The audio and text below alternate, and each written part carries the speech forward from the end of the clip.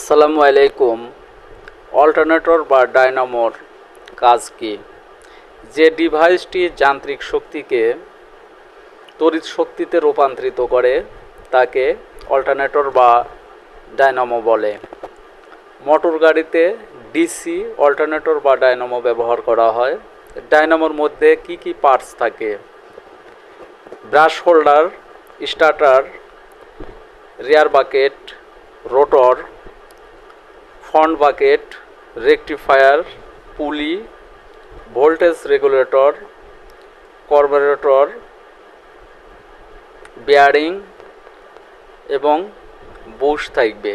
এগুলো ডায়নামোর মধ্যে থাকে এবং এগুলোর সাহায্যে ডায়নামো কাজ করে। আরেকটি থাকবে এম্পিয়ার মিটার। এম্পিয়ার মিটারের কাঁটা সবুজের দিকে থাকলে বুঝতে হবে সঠিকভাবে চার্জ হচ্ছে, লালের দিকে কাঁটা